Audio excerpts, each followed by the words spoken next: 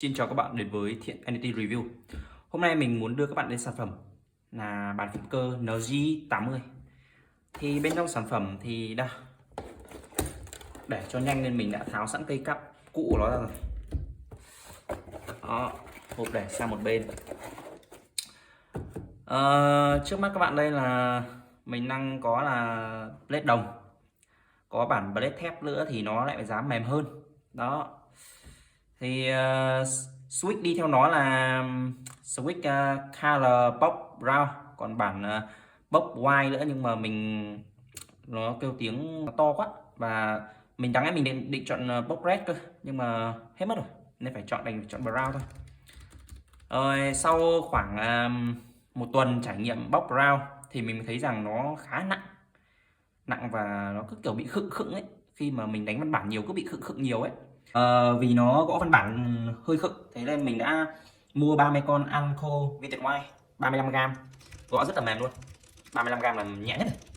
Đó, thì mình sẽ thay hết 30 con này vào hàng phím chữ, và một cái là space, một cái là shift, một cái là back và một cái là enter.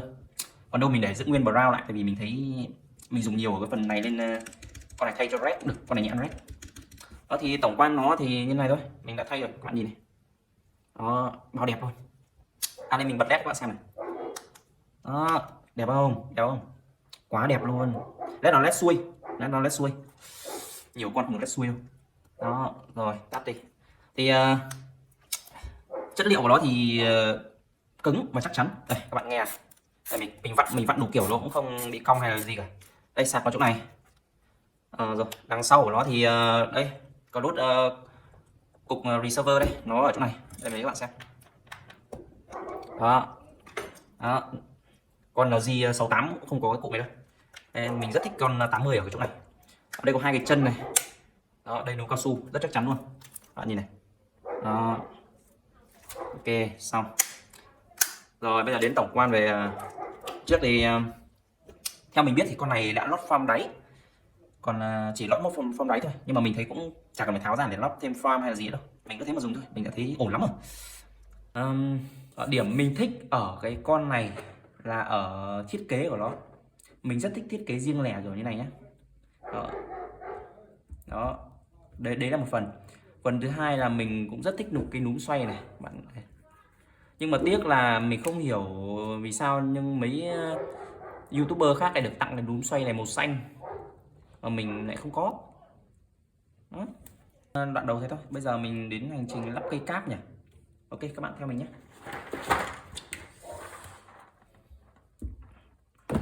Đâu, đây, cây cáp mình đã chuẩn bị cho NG80 là cây cáp XDA Profile. Con này khá đẹp. Đó.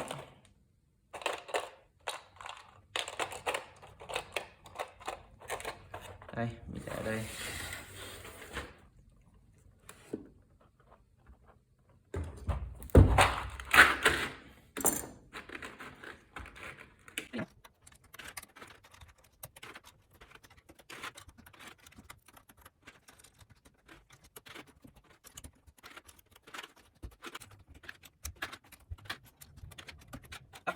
Rồi, mình đã lắp xong cây cáp của LG80. Bạn thấy đẹp không ạ? Đây mình bật led này. Đó, ở đây là đèn mình hơi sáng nên mọi người không thể thấy rõ được đâu. Nhưng mà nói chung là rất ok rồi. Đó. Wow, có rất sướng luôn. Thì cơ bản video hôm nay chỉ có như này thôi. Nhân tiện nói với các bạn là mình sẽ bán lại bộ cây cáp này.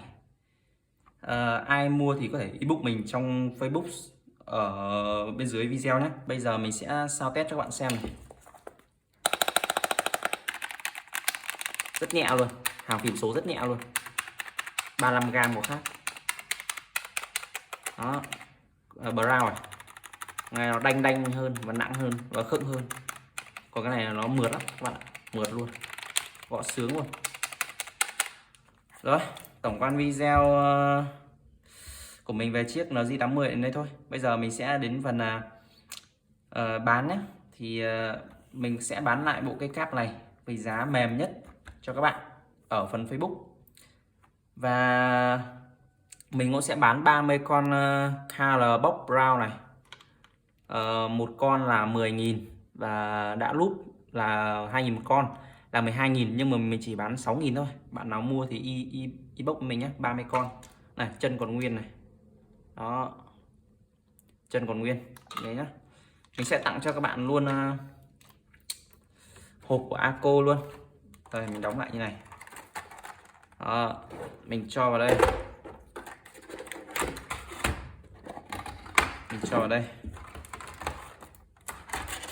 Đó, bạn nào mua thì inbox với mình nhé, inbox mình qua Facebook bên dưới nhé, thì mình sẽ cho bạn cái hộp của Aco này luôn. Đó, rất đẹp đúng không ạ? Đó, thế nhá. Còn bộ cây cáp này thì bạn nào có nhu cầu thì mình sẽ pass lại nhé. Giá thì bạn có thể check ở trong bên dưới sản phẩm, bên dưới link sản phẩm. Và bộ cây cáp này thì mình sẽ để ở phần dưới mô tả, có gì thì bạn inbox vào Facebook cho mình. Tất cả sản phẩm về Switch của Anco và cây cáp XDA thì mình sẽ để hết ở dưới mô tả video nhé. Các bạn kích link vào xuống là sẽ thấy link sản phẩm đấy. Mình xin cảm ơn các bạn vì đã xem video này. Các bạn cho mình xin một like, một subscribe và một bình luận nhé. Mình xin cảm ơn các bạn đã xem video.